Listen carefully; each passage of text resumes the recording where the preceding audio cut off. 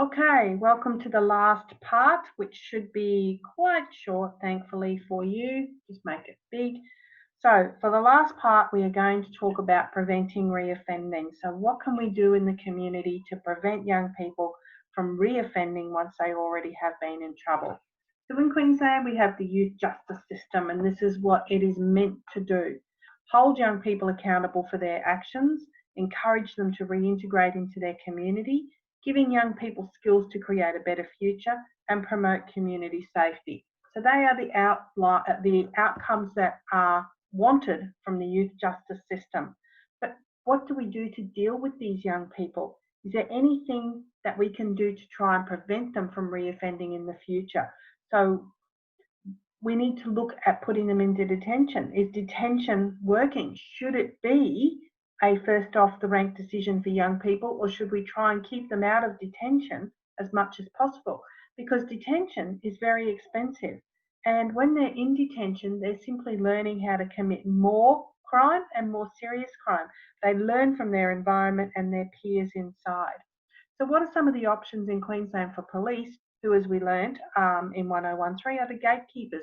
The options that they have, well, they can take no action. They can do nothing and let the young person go. Or they can caution them, give them an official caution, and hopefully that will deter them from coming back. One of the other options they have in Queensland, once again, because this went out of favour with the Newman government and was cancelled, but they're now operating again, is a youth justice conference. And I'll talk about that a bit more in a moment. Or if it's a drug crime, they can divert them to drug diversion programs. But there are considerations that they would take into account. The offence committed would be taken into account because obviously, if it's a really serious offence, you're not going to get a caution. Your criminal history or the child's criminal history, is this a first offence? And have they had access to a diversionary option in the past, but here they are still back in front of the police again? So one of the things that they can use is a youth justice conference, and this is a meeting between the youth and the people who were affected by the offence that they committed. And the purpose of the youth justice conference is these things here, to try and get them to understand that what they have done has had a negative effect on others.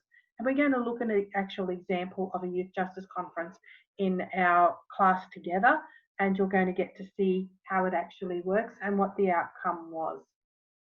But this gives you a little bit more insight. So the offenders have to agree to attend a youth justice conference. They can't be forced.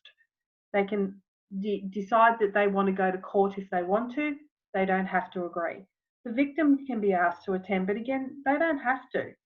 If there's multiple victims, not all of them might want to attend.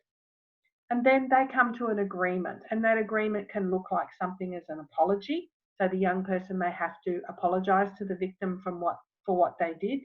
They might have to do something to make the victim feel safer. So, for instance, if they have done damage to safety locks or to a fence or something like that, they might have to work to fix it, to make it better again, so that the victim then feels safer. They may have to replace damaged property, pay to replace it, work to replace it. If they graffitied something, they might have to clean it up.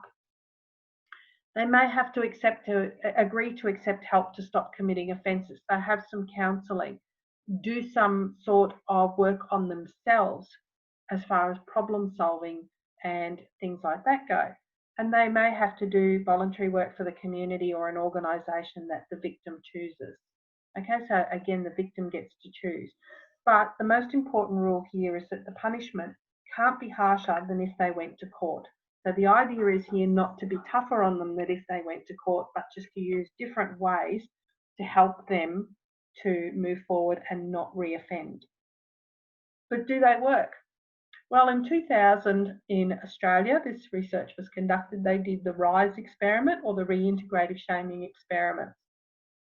And this is, they followed up a year after the intervention and looked at the police records prior to the incident and found that youth justice conferencing appears to work well with certain offence types. So, big drop in offending rates by violent offenders.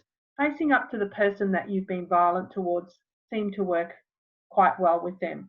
But it actually caused a small increase in offending of drink drivers, because remember, youth justice conferencing can be done by young people up to their early 20s, so they are driving.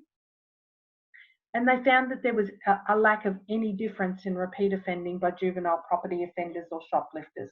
So it didn't work well with them, but with violent offenders, it seemed to work really, really well. Okay, and some additional research. So a US-based study looked at juveniles under the age of 14 and found the following outcomes. So less likely to be rearrested 6 months later, less likely to relapse 12 months later, more likely to successfully complete the conference in terms of the reparation agreement. And keeping in mind that these were juveniles under the age of 14, and as we have discussed, the juveniles in those younger age brackets do tend to have much stronger controls by parents put upon them, whereas the 15s and upwards tend to have a little bit more freedom in life. So that could have accounted for some of the outcomes that they found. And to give you a good example of that, there was an incident about 2-3 weeks ago now where some young boys tried to break into houses and cars in a street in Marsden. They were actually caught by some local residents, and one of them got a little bit of a touch-up that may or may not have involved a baseball bat from some of the residents who are just getting really, really sick and tired of these young kids exhibiting these behaviours. And of course, on social media, the call went out to, what are the parents doing? Why don't they know where their kids are in the middle of the night? Well, one of the mums came forward and said that her son, and these kids were all aged under 14, these were young kids. Her son's never been in trouble before. He doesn't come from a bad home, and mum thought he was in bed. So the mates have come round and managed to wake him and get him to come out and go with them without mum and dad actually knowing. He was the young man that got the bit of a touch-up. She will not press charges against the person who gave him a touch-up, simply because she believes he probably deserved what he got and it'll be a good lesson. And she said there is no way in the world that he'll be out on the streets again. So that's a young man who could probably benefit from a youth justice conference to now meet up with the people and hear about the impact of what they did would have had on those people. So that is where it can work quite well. All right, so today we learned that there are various pathways into and out of crime, evidence that adversity early in life creates risks for delinquency and offending, interventions that reduce risk early and promote positive development have been effective in preventing offending, but they do need to be tailored to the needs and environments of each individual young person, and that justice conferencing and diversion from court is one way to push first-time juvenile offenders towards an alternative pathway.